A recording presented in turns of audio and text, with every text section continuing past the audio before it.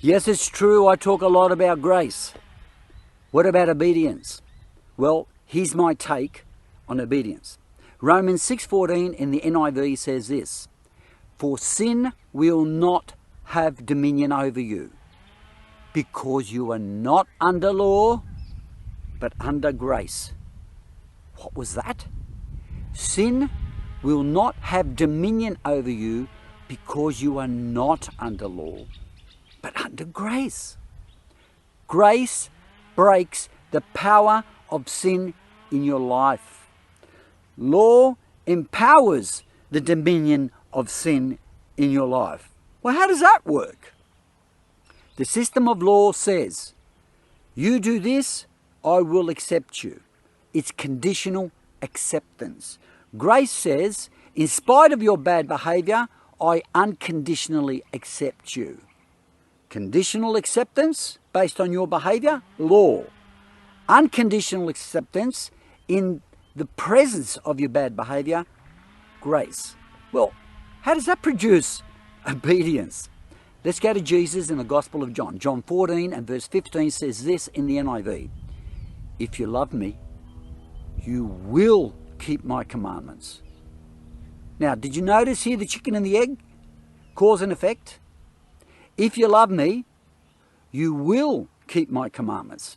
He didn't say, prove your love to me by keeping the commandments. It's exactly the opposite.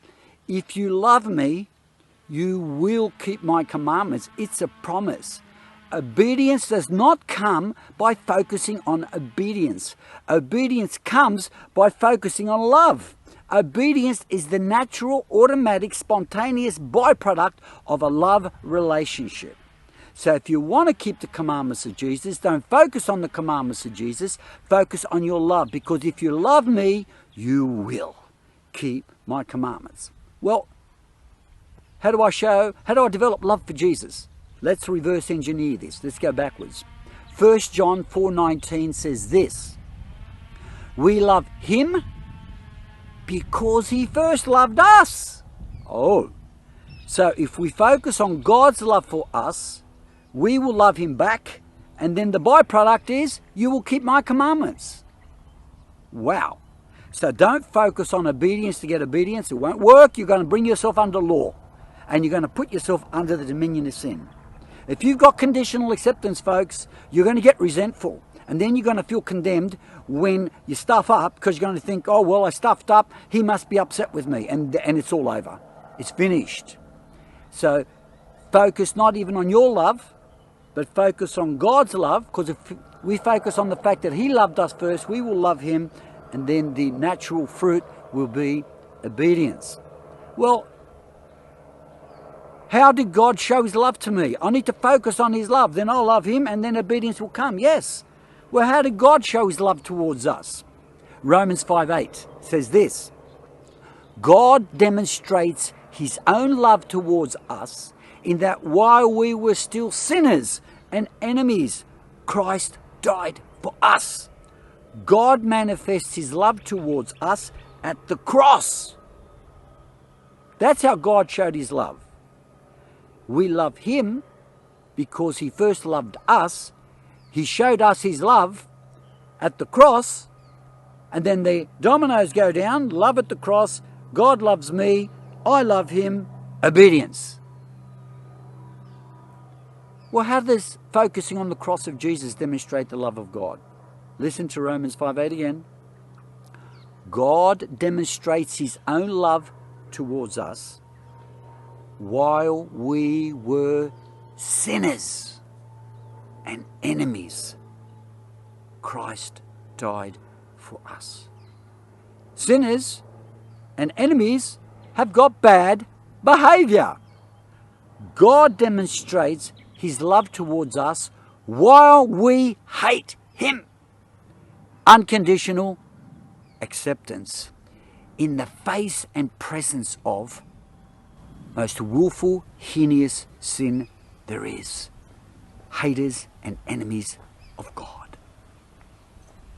God demonstrates his own love towards us in that while we are enemies and sinners, Jesus died for us. Folks, that's called grace. Grace is unconditional acceptance right in the face of bad behaviour. God demonstrated his love towards us, and that while we were sinners and enemies, Christ died for us. Remember when he died? What happened? What happened? They nailed his hands on the cross. They nailed his feet. They put in a crown of thorns. They stripped him naked. They whipped him with a scourge, a Roman scourge, which had little sharp bits of lead and metal in it. They slashed his whole body. His guts were hanging out. They put a spear in his side, a spear in his genitals. They derided him. They made fun of him. And Jesus looked at them with love in his eyes. And what did he say? Father, forgive them, for they know not what they do. And God said, I forgive them. The grace of God is unconditional acceptance and love in the face of unrepentant, heinous sin. And God responds to our deliberate acts of willful sin, and he forgives. If you love me, you will keep my commandments.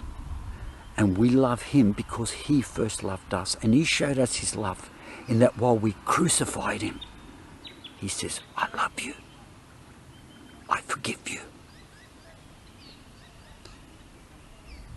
Focus on the cross. Focus on your love relationship. We love him because he first loved us. And as we look to the cross and we see that Jesus died for us while we rejected him and responds with forgiveness, that breaks your heart. You fall in love with him, and then you'll do everything you can to please him. Grace breaks the dominion of sin, and you'll live for God in obedience, not because you have to, but because you're compelled to by unconditional love and grace. Focus on the cross and his forgiveness towards us while we hated him, and obedience will come. God bless you.